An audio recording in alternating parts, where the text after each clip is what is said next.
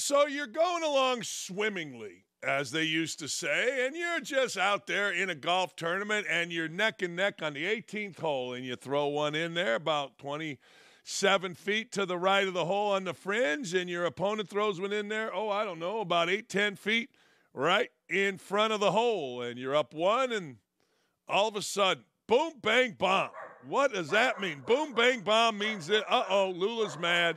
Boom, bang, bomb means this. Boom, bang, bomb means literally bombs. If you're sitting there, how do you know it's not? Smoke bombs, ladies and gentlemen, and crazy people running around like maniacs on the green. Now, what happened next was fantastic, at least in my opinion. The cops put the tackle on the boys. Look at this clown right here. If ever there was a poster child for a demonstrator about no golf on a dead planet, there it is. I'm not sure which direction I'm going with that one, but the cops made some nice tackles, and what a blast that would be for the cops. Think about it. Cops are out there, and boom, I just get to hit some clowns. The protesters were part of a group called Extinction Rebellion, which basically wants no oil. I don't know. And I didn't bother looking it up. I happened to read an article where they told me their name. But let me ask you this. Has anybody ever woken up and said, you know what?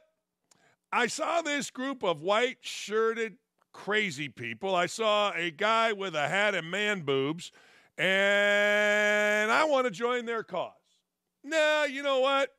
There's this old guy and no golf on a dead planet, and I'm going to go join that. That seems like a lot of fun. You know, they get to throw smoke bombs in the air, paint up greens, and, well, they go to jail and face a bunch of charges and get released on a $5,000 bond. That seems like a cool group. Yeah, I'm not that guy. I look at this guy, and he is the kind of guy that sits at the house, at the family stuff, and he has every single answer, and he smells. You walk by him and he smells. What does he smell of? A combination ass, sausage, and sweat. That's what he smells like, but he's got every answer with his smug little gray beard. And, of course, the other guy that we had just seen, or girl, I'm not sure which, this was a Sinead O'Connor-looking cat. He has no answers, but he's always up for a cause. Nah, man, I'm being repressed. Nah, man, this is happening bad. But then what happens? Well, and look at this guy. This is golf guy. He's golf guy. He's got his golf polo on. He didn't have time to rip off the shirt because, well, I'm not really sure. But he goes running out there looking like an investment banker from Dubuque. And he's running around acting like an idiot. Look, my wife, I'm on TV. We did it, honey. Really? What'd you do? I don't know. Got on the court. Got on the field. Got on the pitch. And what'd you do there, honey? We had some smoke bombs. Really? What for? No oil. No oil. No oil, no justice. When's the last time you ever really said, well, you know, since that person painted all over the Mona Lisa in the Louvre, I'm going to join their cause. They're cool guys. No, but here's the bigger issue. The bigger issue is this. I guarantee you right now, every single golf tournament in America, every single venue in the country, football field, basketball arena, is having a meeting right now. We are going to have to figure this out because we can't let idiots run on our course. Because take it from another perspective. You're standing there. You're Michael or Tom Kim. You're Scotty Scheffler. You're the officials. You're the caddies. You're the sign holders. And all of a sudden, idiots start running on the court. You don't know they're chicken shit little pieces of dung like this guy. You have no idea who they are. Hell, they could be terrorists. First thing that went through your mind is, what the hell is going on here? First thing that went through my mind, I saw the guy running the sand trap, and I'm like, tackle him. And they did. And then here was the other thing that was fascinating about that. Many of you are probably not remembering this, but there was a time when something called anthrax was involved in our country. Anthrax was a powder, I guess a deadly powder. It was all the rage. People apparently would send it to politicians in Washington. And all of a sudden, man, anthrax, I got a thing of anthrax. It would shut down the Capitol building. So when they were cleaning this, whatever it was, up, they had to have known exactly what it was, because I'm sitting there going, dude, you're cleaning this up without even having gloves?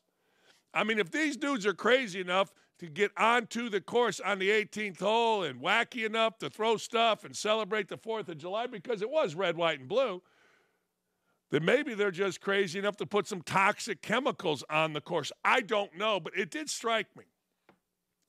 All's well that ends well. Scheffler put his putt on the lip. Tom Kim, after a 30-minute reading of a putt, I've never seen anybody play slower than this guy, although I'll tell you why I like him in a second.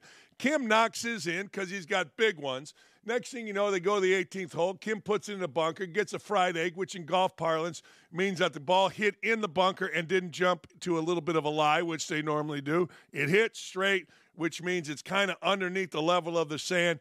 Really an impossible shot. He gets bogey. Scheffler gets par. Scheffler wins 6 times 10 weeks. And an amazing run. Now, why do I like Tom Kim? I'll tell you why. Because the other day I was watching that Full Swing show. Full Swing did a whole thing on Tom Kim, and I kind of dug him. Hey, really talented, doesn't seem to take himself too serious. I'll tell you why I don't like him.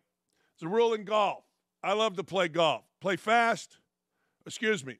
May I start again? Sure, it's my show. Play good, play fast. Play bad, play faster. That's right. And Kim was playing good, but he was painfully slow. And he started to piss me off, and he started to piss the crowd off at the Travelers, and I don't blame him. These are East Coast people, man. We got to go.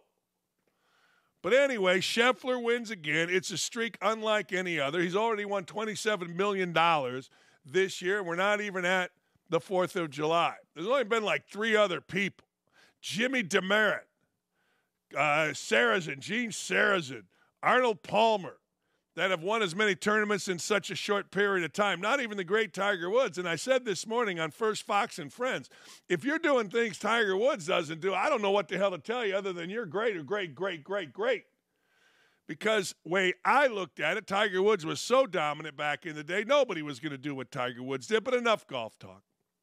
Back to the crazy people. Hey, all of you people that want to protest, I got no problem with it.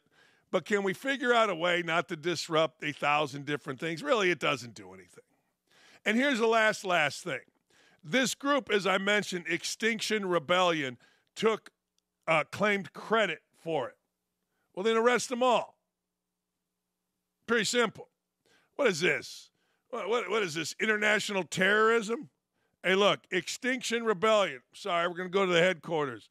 In the bottom of some guy's house. Hey, you guys with Extinction Rebellion? Yeah, okay. You're arrested. Well, you took credit for blowing up or trying to blow up or whatever you did on the course. You're arrested. I'm not arrested. No, you're arrested. Put your hands behind your back. Here's your Miranda rights. We're going downtown. You're going to hang out with Scotty Scheffler in a jail cell. Just arrest him. You can't just go around doing that and saying, I take credit. What? Can't do that. There is no credit. You're supposed to hide out from those things, not take credit. Prior to Sunday's matchup, which seems like they play every week, but I like it, the Chicago Sky's Angel Reese and Caitlin Clark of the Indiana Fever talked about, there's really no rivalry here. There's no rivalry. They're wrong. Let me explain what happened yesterday. Yesterday, my beautiful wife and her lovely friend and I sat and watched the last 5 minutes. Jamie, my wife's friend, yelling about missed shots. My wife yelling about missed shots, claiming that she's a jinx. I think there was a 15-point lead when they came in the living room upstairs and started watching. Well, let me explain this to you. Even though both women were athletes, are athletes, neither of them, I don't think, has ever watched a Fever game ever. And we live in Indy. Neither have ever watched a Chicago Sky game, ever. But here we were on a beautiful Sunday afternoon, yelling about Aaliyah Boston shooting an air ball, screaming when Aaliyah Boston made a shot, and yelling when Caitlin Clark didn't get a shot. That's right. Don't tell me there's no damn rivalry. I don't want to hear it.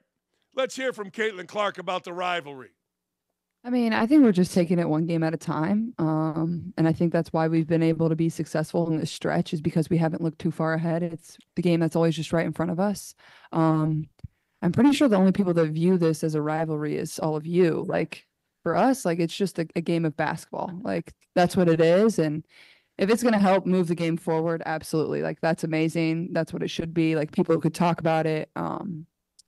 I mean, yeah, I think I mean, I saw the ticket prices. I guess the only thing is like I'm surprised we're not playing at the United Center. I thought that would have been really good for the game and really good for all the women's basketball fans in Chicago. So maybe there's a conflict of some sort that I don't know about. Obviously, that's a little above my pay grade.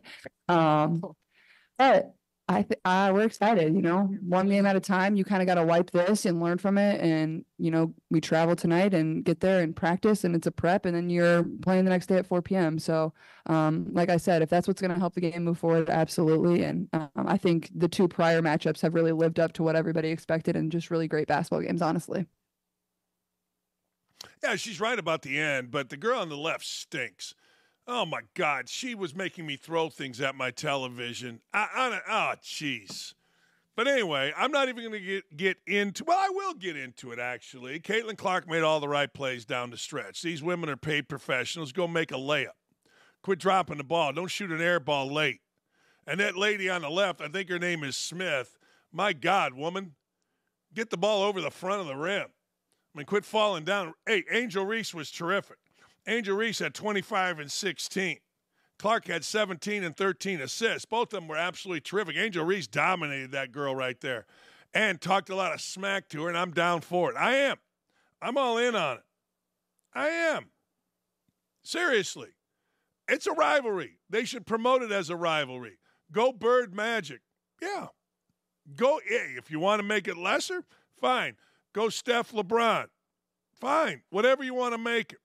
Jordan Isaiah. I don't care. It doesn't always have to be black and white. But Magic and Bird is a perfect one because, as I've said many times on this show, back in the day, man, the NBA was on tape delay for the finals. Magic and Bird come along, all of a sudden, bam. The finals are on regular TV. We got 5 different networks. Everybody's excited. Shoe deals explode, and away you go. One was black, one was white. They played against the other in college. The black guy, Magic, kicked the crap out of the white guy. Bird, Reese did that to Clark in the championship game. It's just great stuff. And yesterday, I got to tell you, between idiots running on the court or the field or the course and then Caitlin Clark last quarter, tremendous. Tremendous games and tournaments in the middle of the summer when there's never nothing going on. But please don't tell me this is a rivalry. Promote the rivalry. Do more than promote the rivalry. Expand the rivalry. Put it international. Make both stars. I'm down for all of it. Look, Angel Reese, her game doesn't really excite, except that the numbers always end up good after the game. Caitlin Clark numbers excite, and her teammates can't catch the ball, so she's going to lead the league in turnovers every time she throws a pass to somebody on the run. But I don't care. If we're sitting in here and we're yelling and screaming, it's a damn rivalry because we're not going to care when they play the Sparks or the Sun or whoever the hell else is in the league. But we did yesterday. That was pretty cool. You know this. You know guys are pigs. My wife says it all the time. Come on. Guys are pigs and guys are simple. This we know. Is there anyone on earth simpler than the sports guy? Yes. The Twitter or X guy. So this young lady got herself viral because she showed her boobs and started shaking her boobs when Edmonton was winning. Pulled up her shirt, started flashing, camera was on her. It went viral. People fell in love because that's what guys do.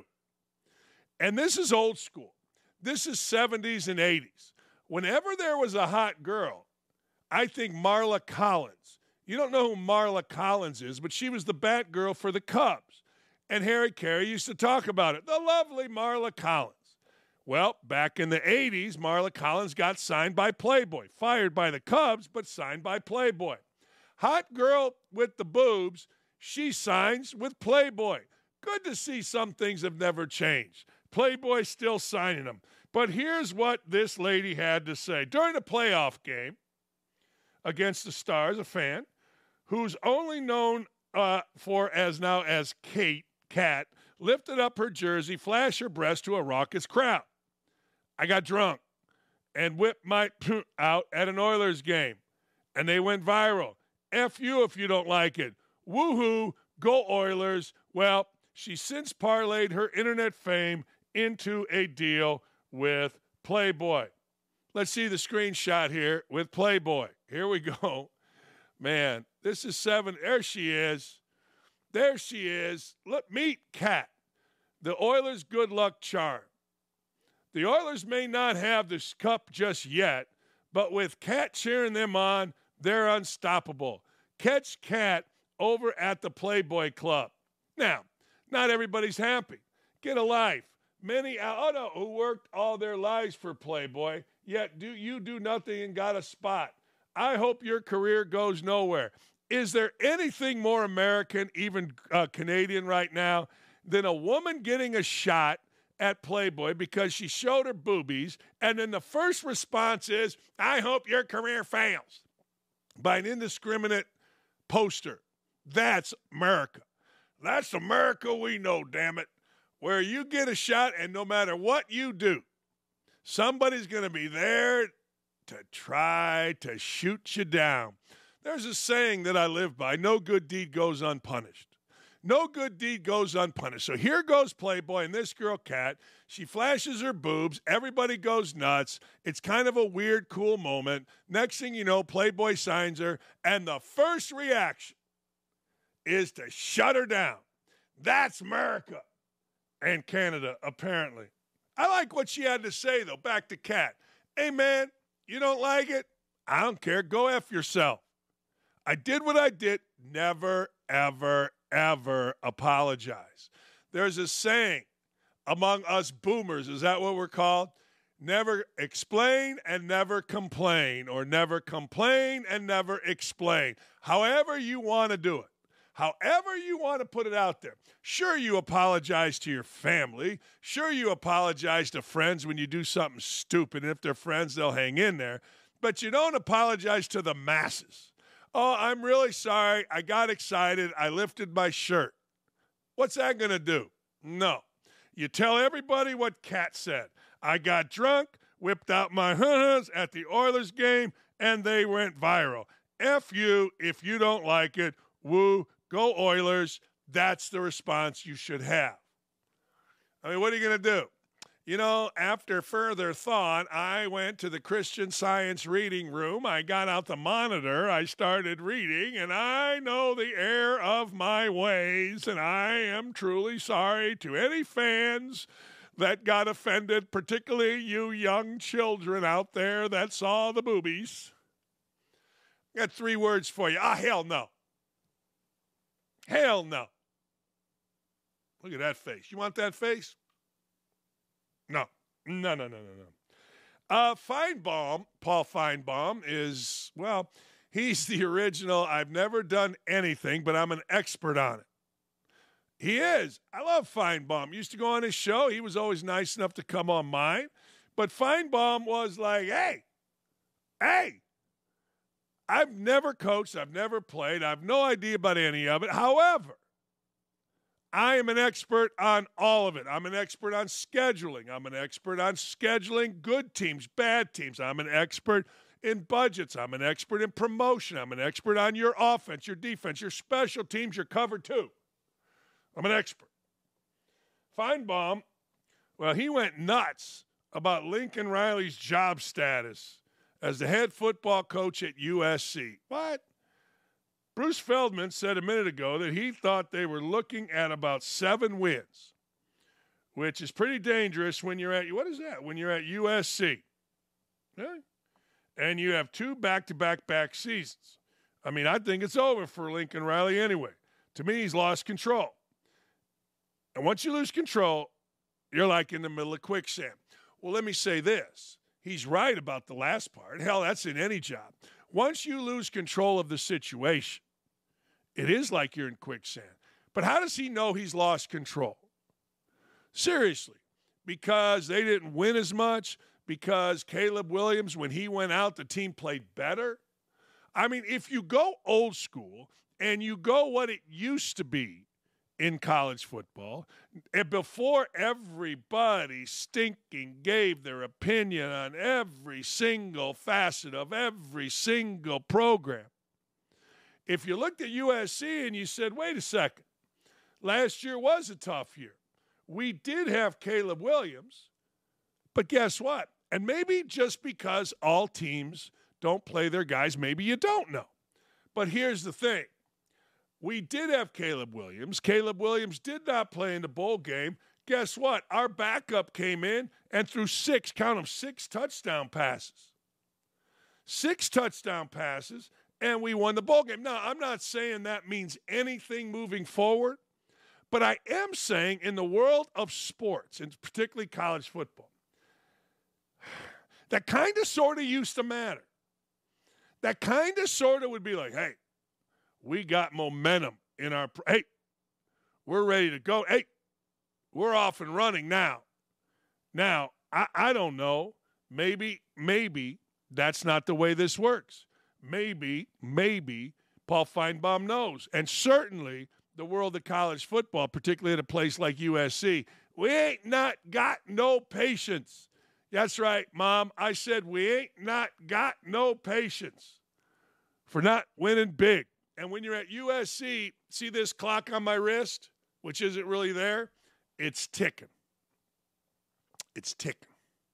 Tick, tick, tick, tick, tick, tick, tick, tick, tick, tick, tick. 8-5 doesn't get it done. 8-5 will never get it done. Now, if he's right, and if he has lost control of his situation, then they're going to lose. But he don't know. I told you last week, Julian Edelman is one of my favorite players, former players turned podcaster, whatever he's turned. You know, the difference between him and J.J. Redick, who I'll get to in a minute, is stark. Edelman is self-deprecating. Edelman is interesting. Edelman shuts up. Edelman wants to know what's going on. He doesn't try to preach. He's really, and I like him a lot. Julian Edelman says Aaron Rodgers, and I agree with this, missing mandatory minicamp is a bad look. Could become a big-time distraction if the Jets get off to a bad start early in the season.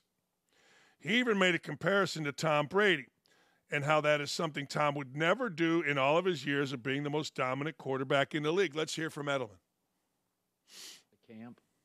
What was your take on that? My take is, I know a lot of people do things differently, but God forbid the New York Jets start 1-3 in the beginning of the season, which they start with the Niners, Tennessee, Patriots. Who else? The last one? Someone else, regardless. And we all know that the Patriots are no good, but that defense is still the same defense. And that's who Aaron goes against. If they go 1-3, this is going to be such a big distraction for that locker room because everyone's going to be talking about this is New York City. This media. It's a media capital of the world. And you can't tell me, I'm a big Aaron Rodgers fan, but if I was in that locker room and Aaron Rodgers wasn't there for 3 days on the mandatory minicamps. Having played 4 snaps last year. Having played 4 snaps off of an injury when we have 2 new receivers. We got a bunch of new linemen that we added to the team with a CBA that doesn't allow us to practice a lot. I guarantee there's 4 or 5 guys, 6, 7, 8, 9 guys in that locker room sitting there like, where's he at? Where's our star quarterback? Where's he at? Now, if they start 4-0, no one's going to care. That's right. But that's the NFL. I think it's a bad look for your leader, for whatever reason, to go and miss an unexcused absence. I mean, I was with Tom Brady in his 25th year or 23rd year, and he started missing OTAs here and there, but he was still there, never missed a mandatory minicamp. And, I just thought it was a bad look. Boy, do I agree with him. And on top of that, let's be honest, and I said this again last week, and I'll say this now, you're being paid $35 to $40 million to play football. And that's what you're paid to do. You're not paid to be the vice president of the United States. You're paid to play football. And isn't it amazing that they don't respect that? Isn't it amazing that Rodgers just doesn't respect that? That's my bigger issue. That's my way bigger issue. People are going to say, well, he's doing his own thing. Yeah, I don't care. It's like I used to tell the legendary coach Bob Knight, everybody's got a boss, and that boss has an ego. So these guys are paying you $30-some to $40 million a year to lead their football team, $1 billion industry. to be there, and you're not going to be there? You're going to intentionally not show up? I mean, you knew the dates of the camp, and maybe the Jets should have accommodated him and moved the dates of the camp. I don't know. But boy, oh boy, do I agree with that. You know, honest to God, if you are going to try to win, and you are going to try to develop a team to win, which is actually different than what Brady had, which is kudos to Brady. Brady was on a team that had won, will win, and continue to win, and he still showed up. This team hadn't won nothing. This team's franchise is a mess. This guy played 4 snaps and took home $35 million last year for 4 snaps. And I'm usually pro player on this because Edelman is right. Edelman is 100% right. If this goes to 4-0, nobody's going to care. If it goes to 1-3, it is going to be a distraction. But ultimately, the season is going to be decided by whether or not the Jets make the playoffs. And I've told you this before, and I will tell you this again. Anytime you are on the wrong side of the media, which Aaron Rodgers is because of his anti-vax stance, anytime you're on the wrong side of the media, that list is coming. What you did wrong 10 years ago moving forward, hell, maybe 20 years ago, it's coming. Well, you know, he didn't show up at OTAs. Well, you know, he didn't show up at mandatory minicamp. Well, you know, he was out at a hookah bar when he was supposed to be at minicamp. Well, you know, it's all going to be there. It is all going to be there. You know, you miss a wide receiver. Well, you know, if he had been at mandatory minicamp, the timing would be there, says the guy in his basement with 16 fantasy teams and a bag of chips. Hey, that's the way it is. And really, if you want to know the truth, it's right. It is. It's right. I used to tell players all the time, I get it, man. You guys are all pretty good. How'd you get good?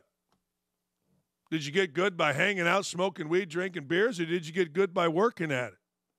And I used to tell players, this is money-making time. Let's go.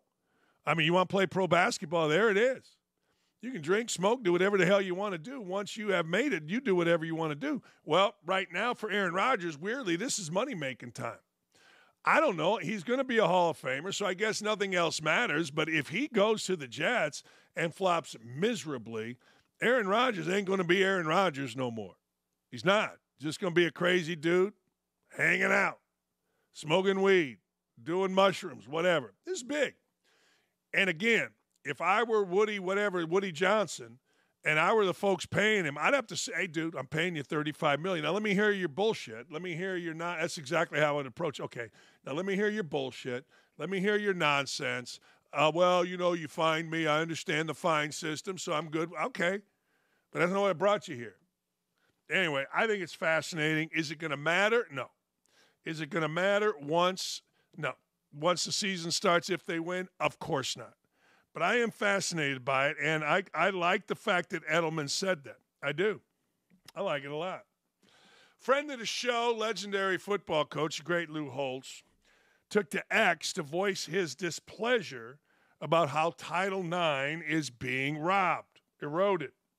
And that, in today's age, we can guarantee women are not going to compete against men. How can we not guarantee that? I mean, I just want to close my eyes and think about that statement. How can we not guarantee that women are going to have to compete against men? Seriously. If you really think about it, what are we talking about? Anyway, this apparently is a big deal. Here's what the coach had to say. I was happy when Title IX came out, but here we are many years later, and now we can't even assure women competing against women. It's crazy. It's insanity. And you can call Coach Holtz and everyone like me that is saying it's insanity every single name that you'd like. But it's still insanity. You can tell me I'm phobic, I'm hateful, it's causing suicide, and you're full of crap. It's insane. I am willing to die on a few hills, and one of them is women should be able to compete against women. And if you are transitioning, yay rah. Go fight, win. Very few, if any, people transition from man to woman, from woman to man for simply sports. I get that. It's deeper than that. And I got no problem with any of it. But do yourself a favor and do all of us a favor. Play against the men. It's literally that simple. Just go play against the men. Not mad at you. Not mad at you at all. But if you go play against the men, let's see how you do. But, man, there are a lot of women that fought for the right to even compete. And now look at it. Look at what's going on. Crap. They can't even compete in their own sport, at their own college. It's crazy, as Coach Holtz said. It is absolutely freaking crazy. I want to go back to the guys running on the court at the at the Travelers or on the course. So I just want you to imagine something. You're sitting there, and here's the deal. If you've ever played in a sport, like competitively, at whatever level, hell, it can be a high school tournament, I don't care, whatever level, you know that you're sitting there and you're in like this bubble. You're in like this entire like sheath over you. You're so concentrated. And then all of a sudden, guys are running on, shooting off stuff in the air. That's the exact opposite of what your bubble has been. Your bubble has been all focused, and all of a sudden your bubble breaks because it's no longer about the golf tournament, and you're worried about you being in danger. Think about that. I'm standing there, and all of a sudden, here comes someone. Here comes someone in a trap over here. Here comes someone. Whoa. I looked at it from my couch going, tackle that guy. Oh, good hit on that guy. There's a guy, girl, whatever. All right. But think about if you were there on the putting green. And again, I don't care if you're a caddy, you're a marshal. I don't care if you're the sign person that says who the two players are and what they're shooting. I don't care. It had to be, for a moment, pretty damn terrifying. It had to be like, what, is the world exploding? And it was total chaos. What I would have liked to have seen is other people come out of the crowd. Now, you can't do this, and the police handled it great. But I would love to see other people come out of the crowd and help the police. You know, here's what makes me pissed off all the time. Whenever you have a situation that others can help, what's the first thing they do? And that's wrong. First thing they should do is help. Somebody help somebody somewhere, somehow. Let's go. Now, I get it. You got more cops than people out there. I do. And one of the reasons I knew this was happening was because, man, if you went on the internet, you saw it from all different kind of angles. But damn, that pisses me off big time. Big time. It's like, you know what? Help somebody, damn it. But I get it. And I'll tell you something else. Watching golf these days, man, that Scotty Scheffler, I'm not sure there's anything that bothers him. He just kind of looks. All right, go knock in a putt. He just kind of glances. All right, all good. And that Tom Kim guy, he just seems like or Michael Kim. I don't know, there's two Kims. I think this is Tom. As I said, I kind of liked him. I did. I kind of liked him until he played slow. No, you got to go when you play slow. Hey, before we go to break, the obligatory Caitlin Clark SOT, which means sound. I'm saying bullshit. Complete bullshit. Stop it. Stop saying this isn't a rivalry. I need a rivalry, damn it. Is Edmonton and Florida a rivalry? I don't know, but I know they're playing tonight, Game 7. Is Texas A&M, Tennessee baseball a rivalry? I don't know, but I know tonight they're playing in Game 3, best of 3. Winner wins the College World Series.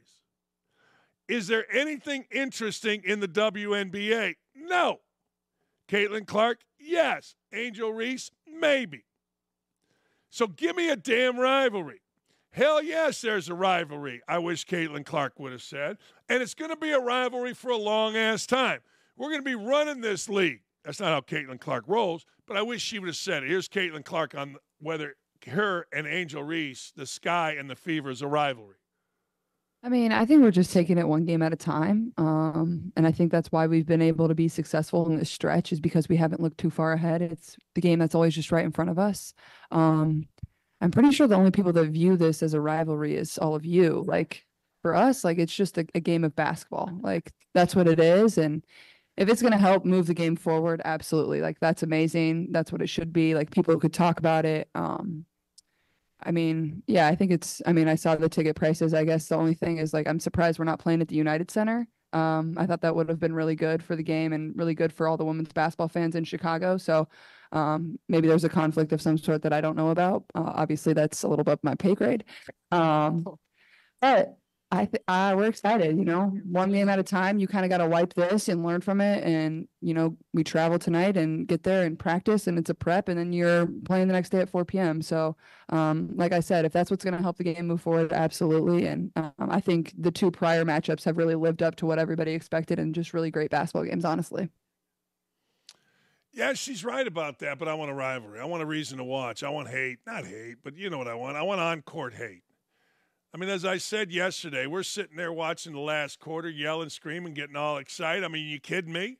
Give me some of that. Give me all of that. I'll take all of that. So anyway, I disagree with her. I want a rivalry. Tonight, Game 7, Edmonton and the Panthers. Who would you rather be?